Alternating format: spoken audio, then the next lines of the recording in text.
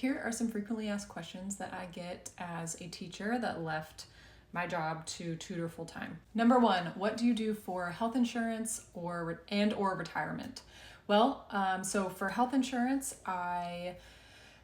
when I was leaving, the option was to hop onto my husband's health insurance because he was still a teacher, but it was an astronomical price to do so. And so that just wasn't feasible for us. And so we looked into another way, and there is something called the marketplace where you can work with people that can help you find an affordable plan that you can purchase yourself. And so that's what I did. There are many plans to fit many different types of people and their needs.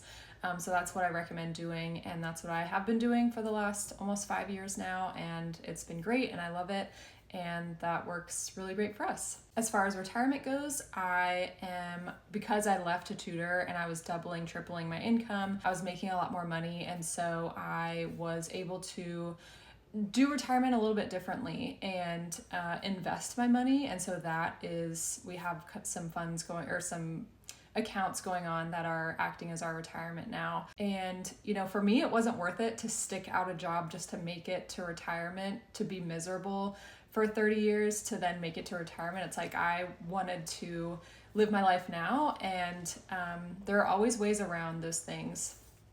If you want to make it work, you will. Another question I get a lot, I'm a teacher's assistant, people will say, or I'm a music teacher, or I'm an art teacher, or whatever. Can I still tutor? It's like, of course you can. You have experience in the classroom, you have experience with children, people that are specials teachers, music, art, PE, you guys can give lessons, or you can just tutor, typical subjects like math, reading, whatever you want to do, but you can give lessons in your area of expertise. You can give art lessons. Parents are looking for those. You can give music lessons. You can give basketball lessons, or, different types of sports, if you're a PE.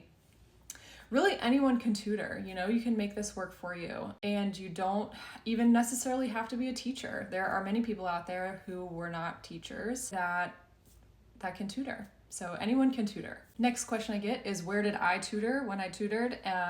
Or where are good places to tutor when you are tutoring? And so when I first started out, I was meeting people at our local library. Coffee shops are really good places too, like a quiet coffee shop. Places like that. If your home isn't a good place for you right now to have clients come to, then I say, the library, coffee shops. But really, as long as you have a kitchen table, like a quiet space in your home, you have a place in your home to tutor. But like I said, I was meeting people at the local library when I first started. And then I realized that it was easier for scheduling purposes, to have people come to me. That travel in the middle of trying to go from, sometimes I would tutor at the library and then I would travel to these people's homes, and I was eating up a lot of my day by doing that. And so scheduling wise, it worked best for people to come straight to my house. And so I set up a little space and I did it there. Yeah. I will say that if you tutor in your home, always have a camera. I have a little camera that I use to protect you and the client. Always. Next question, did you work weekends or evenings? I never worked weekends. I know I started out when I was still teaching, so I was building my clients slowly as I was building my tutoring business, but I was still teaching in the classroom. And so I never worked weekends, but I did go into the evenings sometimes. It just depended on the week and on the day though. Another popular question I get is, what's a learning pod? I talk about how as I was tutoring, doing private tutoring sessions, I also started a small learning pod. And so what it was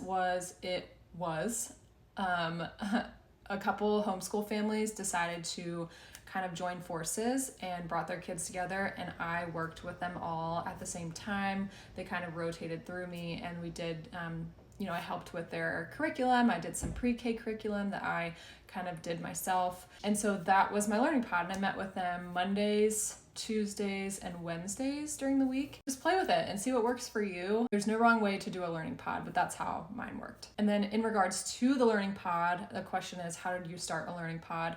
And I was just advertising myself through Facebook. I was advertising my tutoring on care.com.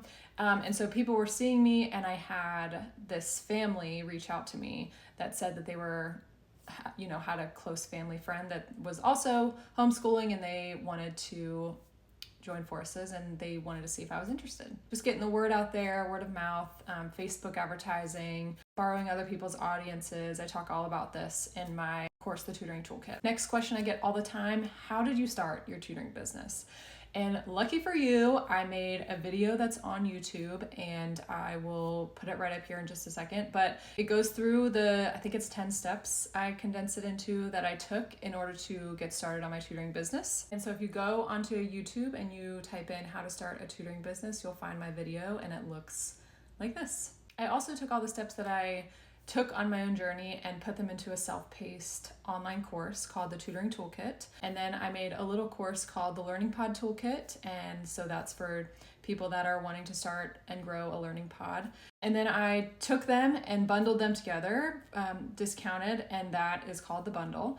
But you can find those at the Schmink in my Schmio. And if you have any questions, don't hesitate to leave me a comment, shoot me an email, or send me a message, and I will do my best to get back to you.